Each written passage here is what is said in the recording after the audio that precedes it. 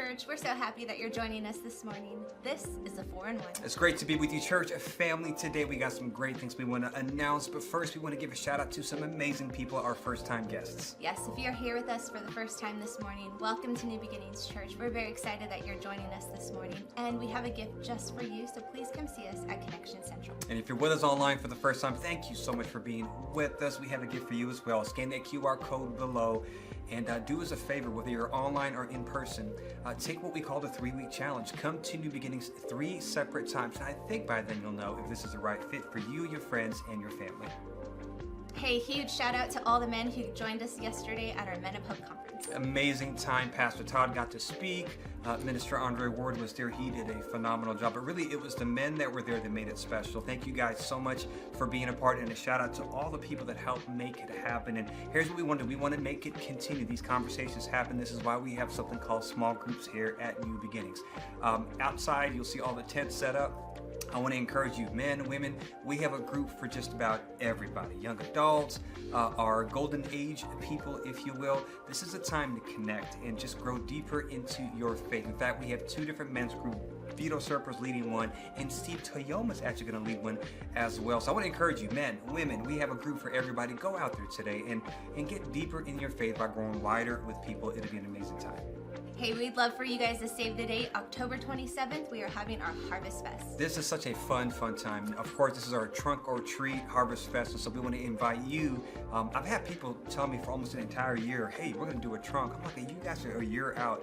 It's a special thing, and so I want to encourage you, if you can do a trunk, we want to have 25 or 30 trunks to serve our community, of course. And I think I'm going to do a trunk this year. I kind of have the Moses theme, maybe get a jacuzzi out there and split the water and whatever. But like, this is a special time, and we want to invite you to be a part. And of course, there's going to be a lot of festive things for kids. It'll be a great time.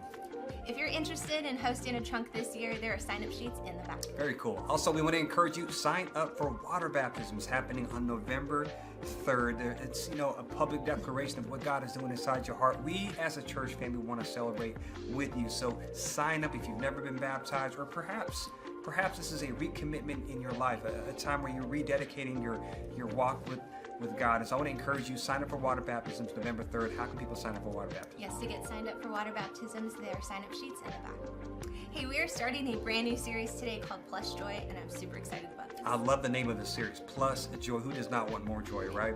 And so we want to encourage you, can you be the vessel to spread the gospel, if you will? Where you're sitting at, there should be 3 invitation cards. And we want to encourage you, go invite someone. Just pray about, God, would you place somebody in my heart that could probably use more joy in their lives? And so for me, my story is I came to church because someone invited me. That's many people's stories. And so I want to encourage you, take that seed, invite somebody, and you just never know what the power of an invitation can do to someone's life. We want to take some time to give a shout out to one of our amazing Dream Teamers. That's right. This man that we're going to celebrate right now. First off, the power of an invitation. He just invites everybody. He is so open and loving and caring, but I can't tell you how many ministries he's a part of. I want to say all of them. He just inserts himself wherever he can to help people, and he's done such a tremendous job here at New Beginnings. Would you please put your hands together for Elijah Collins? Elijah, you have such a big heart, and we're so thankful for you. If you see Elijah walking around today, give him a high five. And ladies, I want you to know he is single. I had to throw it out there. All right, guys, we start a brand new series today. I'm excited for this. This is called Plus Joy. Check this out.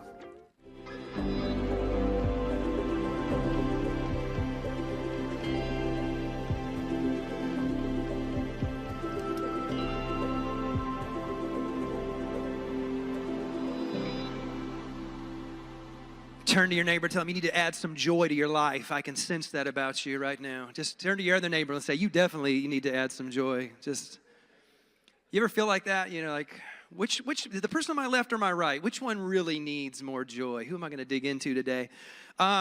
This is a series about adding joy to your life, and I'll tell you where this kind of series came from and how it all came to pass. But this is a series that I think we all can relate to, because if we are honest with ourselves, I think we all have issues. Some of you more than others, I can tell. I have issues.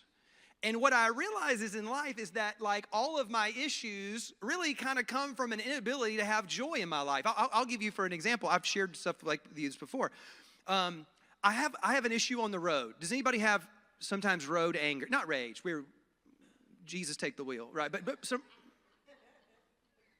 road miffed. I'm at least miffed. You know what I mean? Like, and the reason why I'll get angry in the car is because I believe that the passing lane is for passing.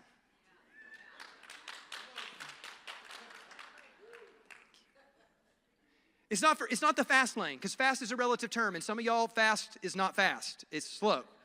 Get out of my way unless you're passing. And I can get, and especially, oh dear God in heaven, if you go the same speed in the left lane as the person in the right lane and you block us all, you have created a rage monster behind you. We all hate you.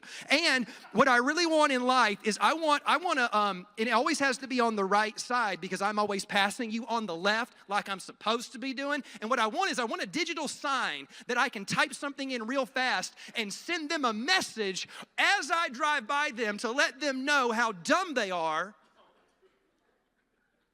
You can feel it, can't you? Like, it's in there.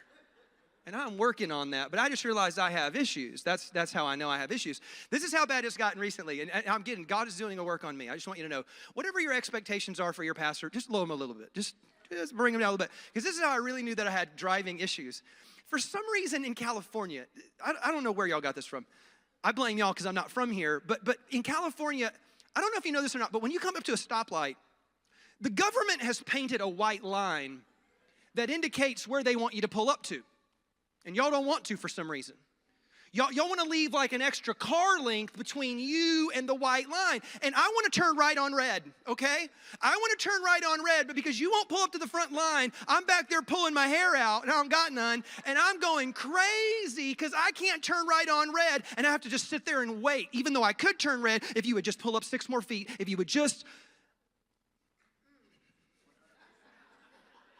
So I have issues. That's what I learned. I'm golfing the other day. Now, if you don't know this, I love golf, and golf should be therapeutic. It should be peaceful. You're with nature. Birds are chirping. The grass is green. You're supposed to be with your friends. It's supposed to be enjoying. But if you get behind slow people on a golf course, and you're like, and this is what they'll do. They'll hit their ball, and then they'll start to drive away, and then they'll turn around and drive back right before you hit, and you're like, what are you doing? You know, and so what should be a 4-hour round of golf turns into a 5-hour round of golf, and I'm losing it. And you know, I have issues. What kind of person who has the means to go play golf, to go be in nature, to go be surrounded by his best buddies, to go be in a therapeutic environment and completely lose his joy? Because he's impatient and he can't just take that deep breath and say, you know what, maybe just maybe. And so I just need y'all to know I have issues, but I think y'all have issues too. I think because of all that nervous laughter out there, that maybe, just maybe, y'all have some of the same stuff in your heart that I have in my heart. And so I'm going to teach you what I've been learning in the book of Philippians, because I am learning how to add joy into the places where I don't have it. Into the places where I have issues, I need to add joy. And so over the next few weeks, I'm going to tell you what I think the Bible is teaching about this beautiful idea called joy and how it all works. Now, before we get into it, let's kind of define some things, because you and I are normally operating off of something called happiness. Everybody say happiness. Now, if you're taking notes and you just like to define things like I do, happiness is a temporary reaction to the current outcome, right? And that's why if that guy ahead of me is playing fast golf, I'm happy. And when they play slow golf, I'm not happy. And when you're in the left lane and you're going really fast, I'm so happy. Because I like to get behind people that are in the left lane going really fast. I like to let you just a little bit faster than me, so that if a cop pulls anybody over, they pull over you and not me. So I'm happy. But if you get in that left lane and you don't go fast, I'm not happy anymore. So my happiness is a temporary reaction based on the current circumstance and outcome of what's going on. And this is why you and I live lives like this, where sometimes we're happy and sometimes we're not. But what if God wanted to give you something so much better and so much deeper? And that's this concept, this idea in the Bible called joy. It's not happiness.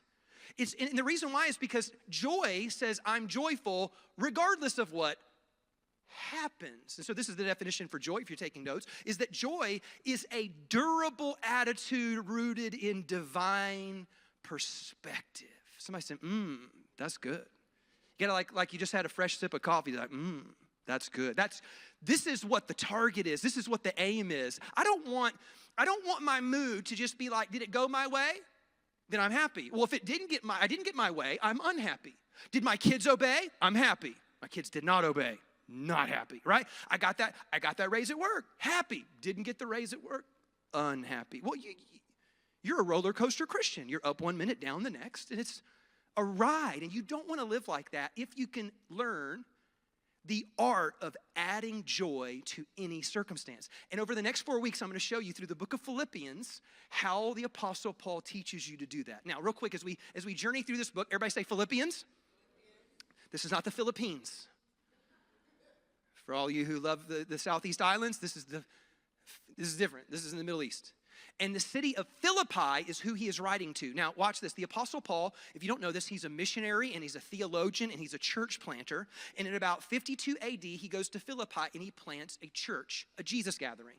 Well, it's amazing. And by the way, this is his favorite church. If you think pastors don't have favorites, this is proof that we do. I just need you to know that, right? Because you go read Galatians and he'll be like, am I going to have to write another letter to y'all? Y'all are tripping. Quit being heretics, quit, whatever. He'll get to the Corinthians. The Corinthians are the worst. He's like, y'all are crazy. Y'all are getting drunk during communion. No, you can't do that. So he's always fixing and correcting and challenging. But in the book of Philippians, it doesn't really land that way. He actually begins his thing like this. Oh my gosh, you guys are amazing. I love you guys so much. You're my favorite. You're my favorite because I'm never having to put out fires and put out danger and put out issue. You guys are so generous. You're so thoughtful. I pray for you all the time. And I love you. I just need y'all to know, y'all are my favorite. And he goes on to say, and you know what I pray for you? I love what he says. He goes, I pray that your love for one another would abound more and more and more and more. And I think it's so beautiful. And so, but in this book, I need you to know this. He plants the church in about 52 AD, but then after he establishes it, he leaves and goes on the rest of his missionary journey, going to other cities and planting other Jesus movements. But along the way, the Apostle Paul always seems to get into trouble. He goes into a city and you either get revival or rioting or something crazy happens. And eventually he gets arrested. And when he gets arrested, he gets bounced around to a whole bunch of different courts. And that's all found in the book of Acts. It's all a historical account of what he does with his life. But I just need you to know that he winds up in prison. While you're sitting in prison, you don't have a lot to do, so you start writing letters. And so he writes and pens this letter to the church of Philippi while sitting in a prison. You ready to go? Here we go. Philippians chapter 1, this is what he says. Now, let me just help you real quick here. I need to warn you. Paul does not teach you anything. He shows you something. So there's no teaching, he just models. So you ready to go?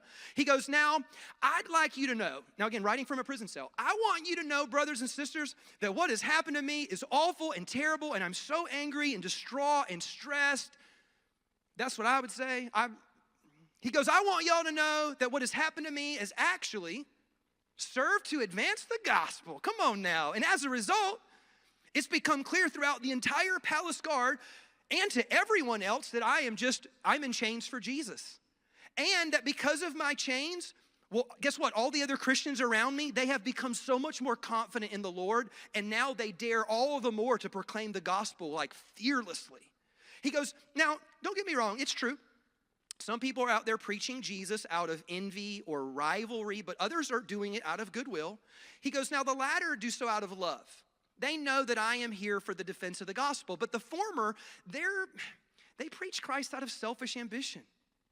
They're not sincere, supposing they can even stir up trouble for me while I'm in prison. But what does it matter? And if you're taking notes, if you have a real Bible, you need to underline that phrase. What does it matter? Circle that, highlight that. Pay attention to that. And then he goes, what does it matter? The important thing is, you should underline that, circle that, highlight that. He goes, so what? What does it matter? The important thing is that in every way, whether from false motives or from true motives, Christ is being preached, and because of this, I rejoice. What?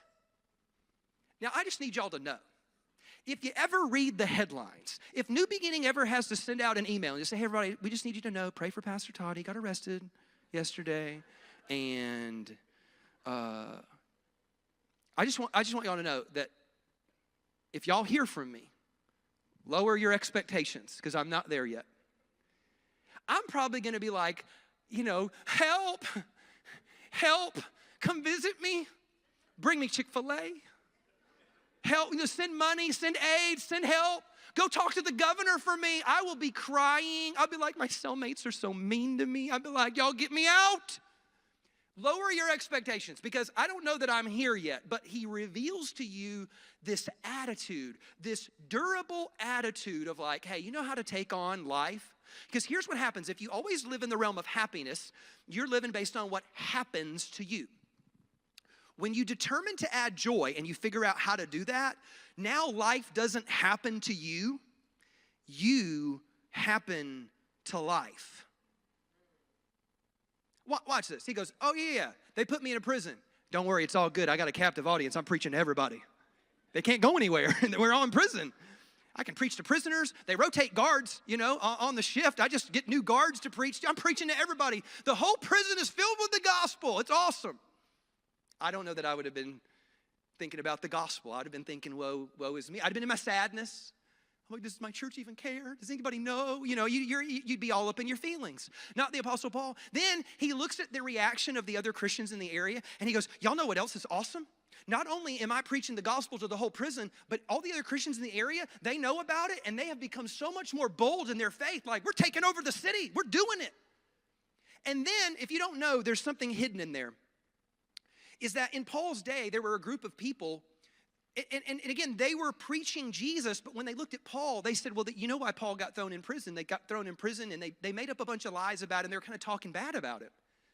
Think about it. Why does he say some people preach out of rivalry? He goes, no, there's some people out there, they're jealous of me.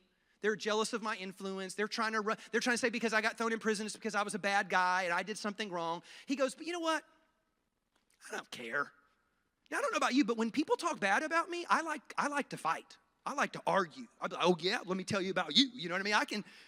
I can get into the mud with you, right? And the problem with slinging mud is that we both lose a lot of ground. And so it makes the world an uglier place. And Paul says, I'm not going to sling mud. They're throwing mud at me. I'm not slinging mud back. As a matter of fact, who cares? At least they're preaching Jesus.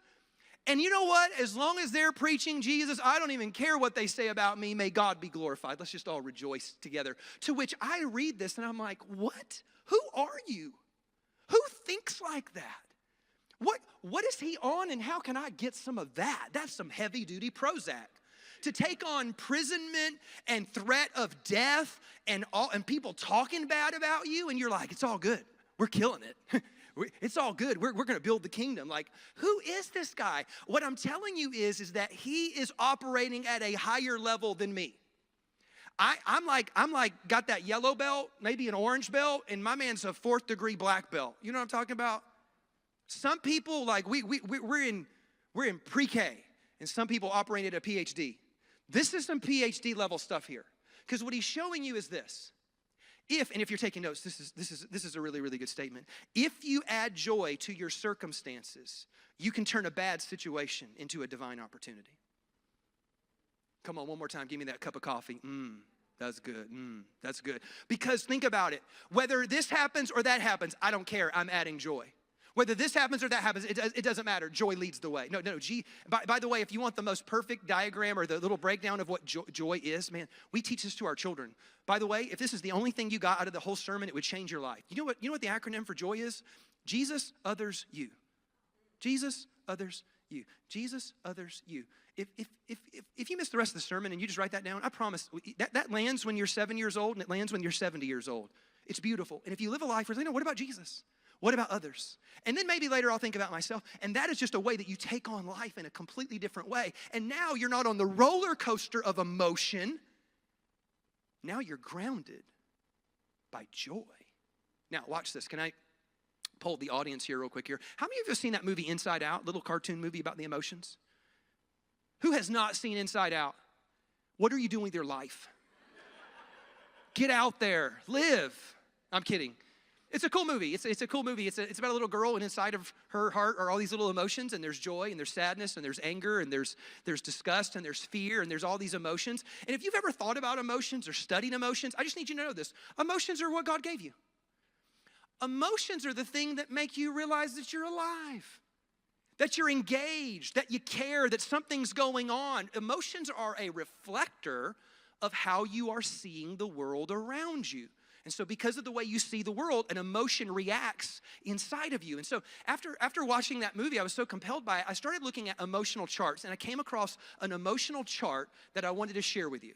Now, this is going to go up on the screen, but when you leave today, I'm going to give you one. You can take it home with you. This needs to become your favorite bookmark for the next 3 months. But this is the chart. Do you see how all the emotions are kind of laid out on a grid? We've got joy, sadness, disgust, fear, and anger. And then you got colors. And I love how the colors are, right? Because if you're sad, you're blue. And if you're angry, you're hot, right? I don't know about, if you're in disgust, you're puking. You remember the little puke emoji is green face? That's disgust, right? And then we've got purple is fear and terror, and I don't know how purple relates to any of that. And joy, but joy makes sense because you got joy like the sun shining bright over your life. You get joy, right? Are we all dialed in? Now, real quick, I just want you to just kind of make some observations. What do you see? What is going on? Here's what I found when I was looking at this. I'll share with you some of my observations. First observation is this. Emotions are almost like primary colors. There's a set of base ones, right? Because if you take yellow and blue, it makes what? So when you think about different emotions, what you find is that, oh, well, when I think about betrayal is sadness plus anger, or anger plus sadness. Now, why does that betrayal? Then that starts to make sense because, watch this. The only person that can actually betray you is someone in whom you have put your trust. So the very fact that they betrayed your trust made you sad because not only did they betray your trust, but they betrayed the relationship. Now you can't trust them moving forward, and so now you're sad. But you're angry because they did something that betrayed. And so you can see now, you're like, oh. And yet at the same time, you can find, like when you get disgust plus joy, that's called irony. That's called comedy. When you think about most comedians, what do they talk about? They talk about the weird oddities and the tensions of life that make us laugh. That's what makes it kind of funny. But think about it. They kind of work like primary colors. They're building upon each other. But watch this, though. Do you notice the two that are blue or the two that are red? Notice you have anger plus anger equals what? Rage. Ooh. Sadness plus sadness equals or depression, right? So think about it like this. Whenever you take those negative emotions and you compound them and you double down on them, you end up with the most ugly version of that emotion possible. This is why we end up with road rage. We have anger plus anger, and then we let it fly. And the Bible says we are foolish when we give full vent to our anger. And so what we're doing is we're looking, okay, whoa. Now, what I want you to notice is this, and if you're taking notes, you can write this down. Every emotion in this list that lacks joy is something we would call a toxic emotion, right? Think about it. If you go back, I'm giving you a chance to write that down or take that note or take that picture or whatever, but put the emotions back up on the screen for a quick second here. Now, if you look, the joy ones are all on the top and all on the left, right?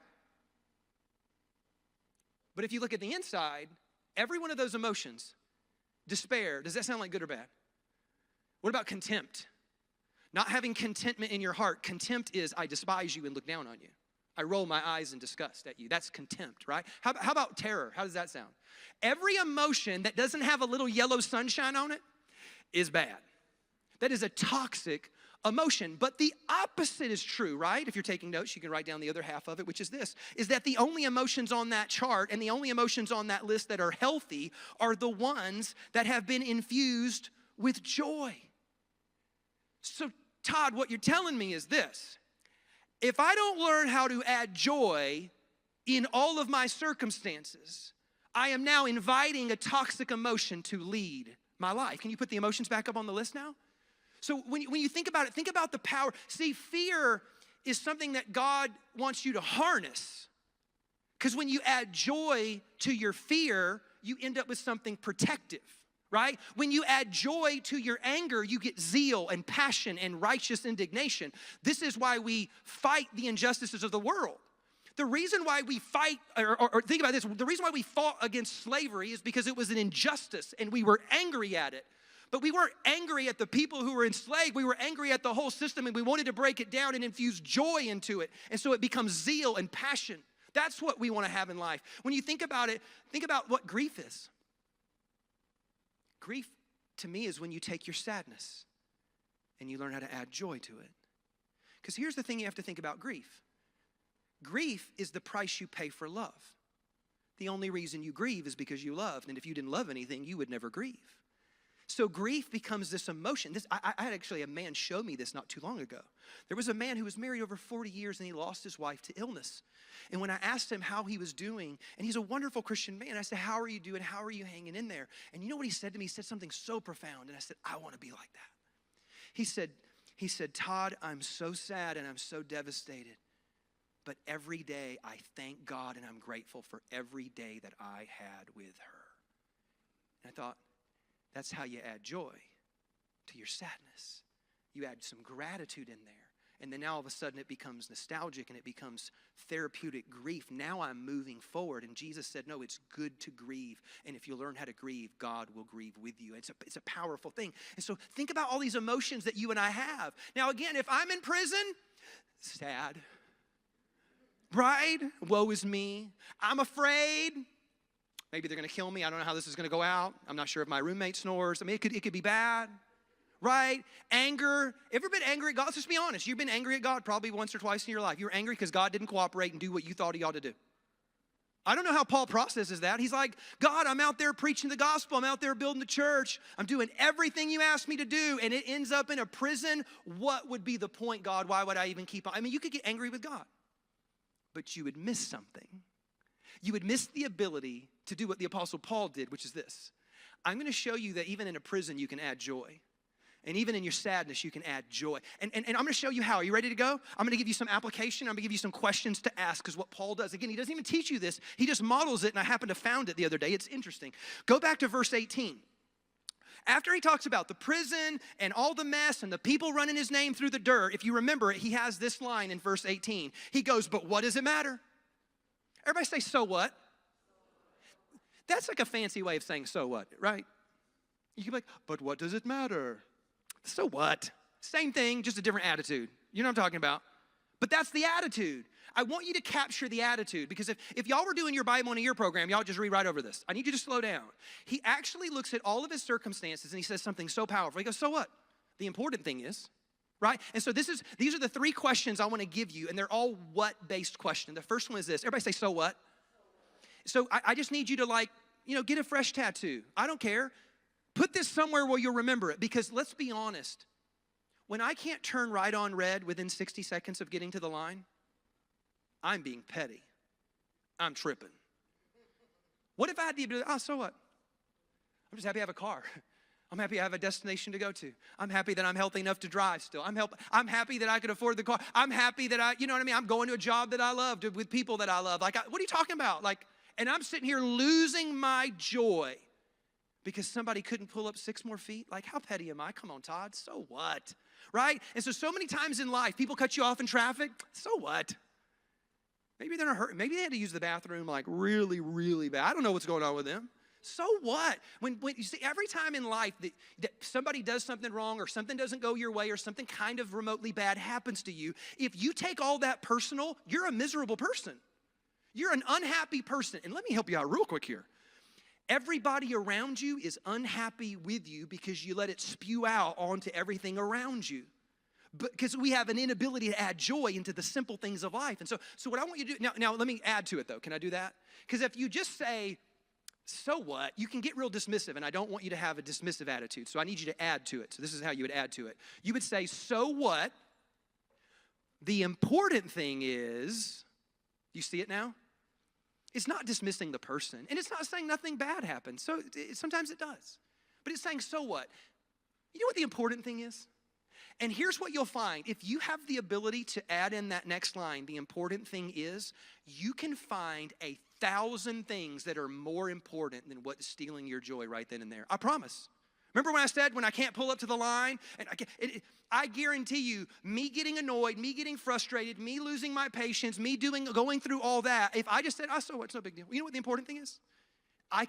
Watch, just start listing off every other important thing that is of more importance than that, and then all of a sudden you have to become what? Grateful for all the important things in your life. And now what you have done is this, is you are no longer now a prisoner to the happenings of life.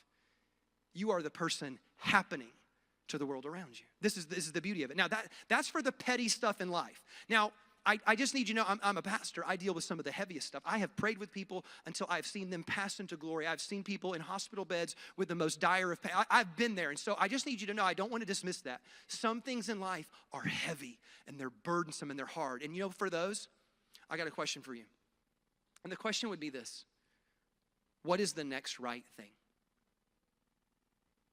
The reason why, okay, let me just pause real quick here. Have you ever noticed that when you're in your emotions, you normally ask why?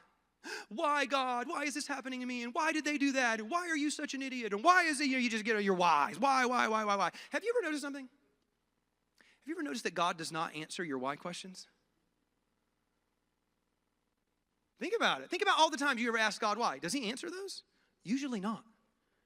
The reason why he does not answer those questions is because the answer is so complicated and dynamic, you couldn't fathom it. But you know that I have noticed that in all of my prayer life throughout the years is that God does not answer my why questions, but he definitely answers my what and my how questions. See, that's different. See, now God's like, oh yeah, no, I can speak into that. When you start saying, God, what is next? What is the next right thing for me to do? Or how am I going to get through this? How do you want me to handle that? How do you want me to speak to that person? How do you want me to respond to that situation? When you ask what questions and how questions, oh, God is speaking. But the why questions, I don't think we figure those out until heaven because the answers are just so much more dynamic. And so sometimes in life, this is what I've recognized.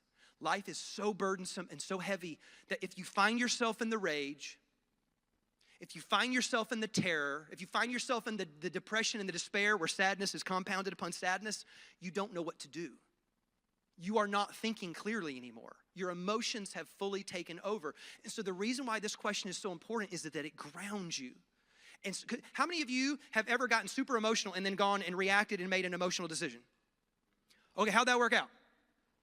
Okay, good. We're all on the same page here. So when we react out of those really toxic or negative emotions, we don't do good. And so when we're in the despair or in the whatever, you've got to calm down in that moment. So if you find yourself in a little season where you're like, I have rage. I had this person, they did this happened.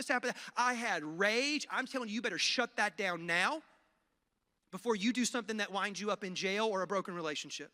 When you have rage, you better shut it down. You say, God, I need to shut it down before I do anything else, before I say another word, before I take another step. God, what is the next right thing? In your eyes, before you, what would be the right thing for me to do? And that question will ground you.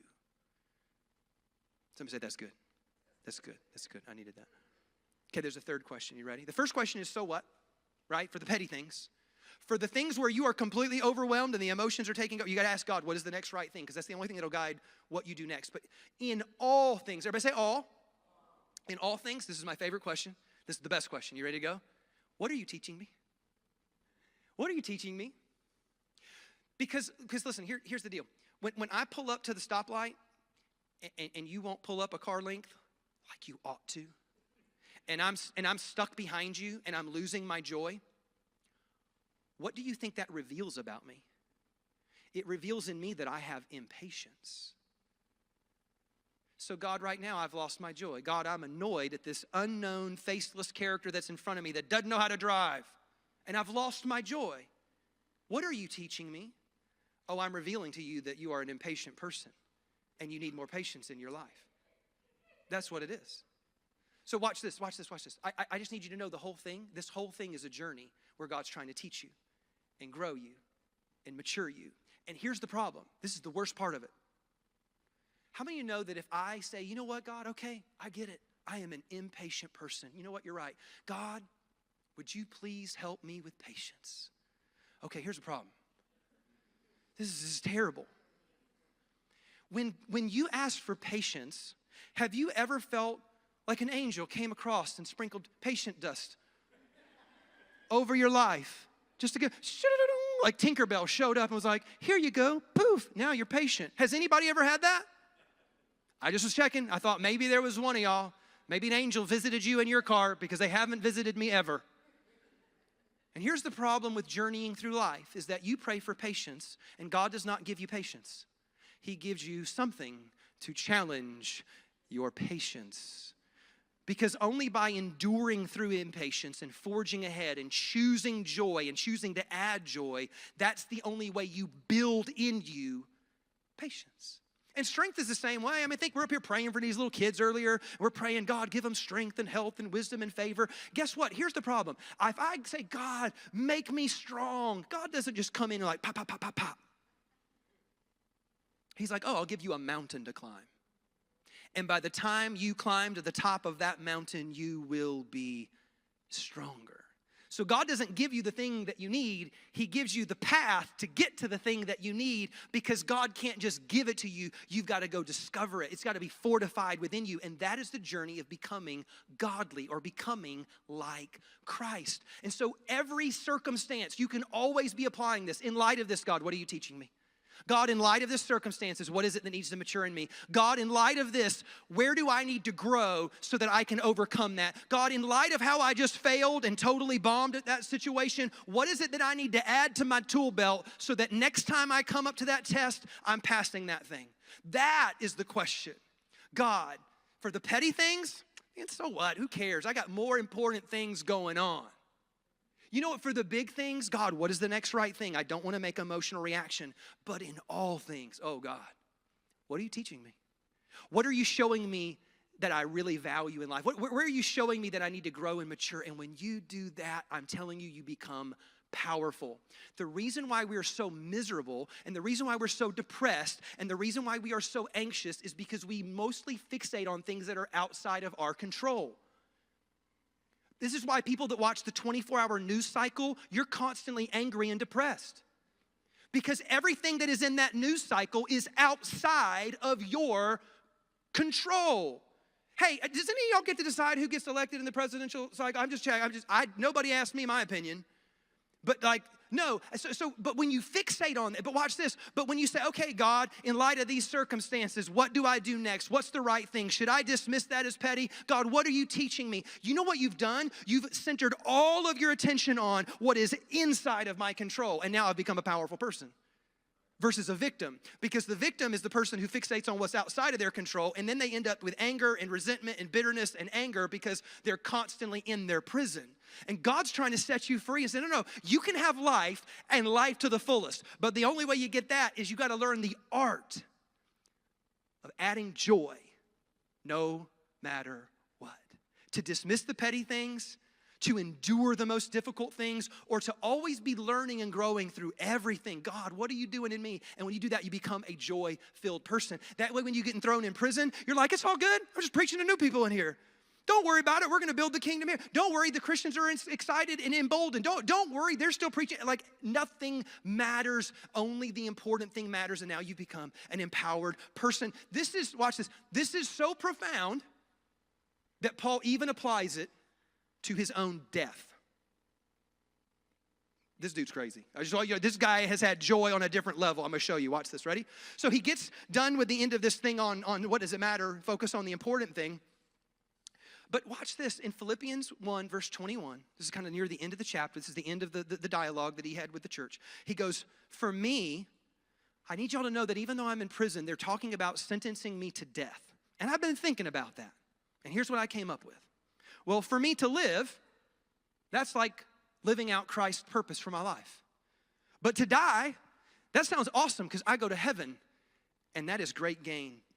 He explains it, he breaks it down. He goes, if I go on living in my body, this is going to be really fruitful in life. But I don't know what I'm going to choose. I don't really know what's going on. He goes, I'm actually torn between the two desires. In one way, I desire to leave. Let him kill me. I don't care. I'm just going to go be with Jesus. That's better by far. But it is more necessary for you that I stay alive and remain in my body. And I'm convinced of this. I know that I'm probably going to end up remaining in my body. And I will continue with all of you for your what? For your progress and your joy in faith. He goes, you're on the same journey I'm on, right? Now, if I die, it's going to be awesome. That's how joy-filled this dude is. He goes, check this out. They're telling me they're going to kill me. This is amazing. I'm just going to go to heaven and be way better off. So I'm not sweating that either. But if I live, man, I get to preach the gospel and be fruitful and be with y'all. He goes, but no matter what, we have the ability to add joy into it because that's what this is. This is a journey of faith whereby God is trying to get you to progress or grow and mature. He's trying to get you to do it in joy. If you're writing notes, you can take this down. This is the last one of the day. If you infuse joy, or if I infuse joy into my life, I cannot lose. If they kill me, I win. If I live, I win. If I'm in prison, I win. If I'm free, I'm winning. If they're for me, I'll win. If they're against me, I'll win. I don't care because I've learned the art of infusing and adding joy to any component of my life. And that makes you powerful in Christ Jesus. Will you bow your head and pray with me? Man, I got all these emotions in my heart, and sometimes I'm sad, and sometimes I'm angry, and sometimes I'm too focused on just what's happening around me and what's happening in life. I don't want to be that guy. I don't want to be that girl. I want to be the person who learns that in every circumstance, I could literally say, hey, what's the important thing? God, what's the next right thing that I can do? God, what are you teaching me? God, I can overcome these things because of joy. Maybe the joy of the Lord is my strength. Maybe when he said that the joy of the Lord is my strength, it was if you'll learn to add joy in all of your circumstances, wow, that's powerful. You get strong in life. And so, God, we come to you humbly and we say, God, there's so many times in my life where I blew it. I reacted to what was happening. I got caught up in a toxic emotion. We've all done it. And so, God, today, would you help me to forge, to determine, to have that durable attitude to say, you know what, I will add joy no matter what. I will add joy no matter if it goes my way or it doesn't go my way. God, I am adding joy. And so, God, may we all be on that journey of walking with you and knowing you and adding joy to all the aspects of life. Help us, Lord, we pray, in Jesus' mighty name. And together we said, amen and amen. Would you give the Lord a big hand clap today? Church, I am so glad that you were here today. Was that good for you? I thought it was good for me, so I figured out if I'm working out my junk, I'll just help y'all work out yours too. And I thought, man, I need to learn to add some joy into my life. I am so happy that you were here. Everybody shout, next week, the ride continues. Every chapter, he gets into kind of a slightly different topic in which he shows you how to infuse or add joy. So get back in here next week as the journey continues. If you are able, stand up on your feet with me today. Hey, in the back, there's some tables for small group sign up. Some of our leaders will be back there. I'd love for you to go get connected in our group, really stretch out beyond just a Sunday morning experience, get to know some people, go deeper in your faith. Go check out those groups out there. If you need prayer for anything today, I'll be down front. Love to greet you if you're here for the first time or pray for you if you need anything at all. And may you go with this blessing. The Bible says the Lord bless you and keep you. The Lord make his face shine on you and be gracious to you.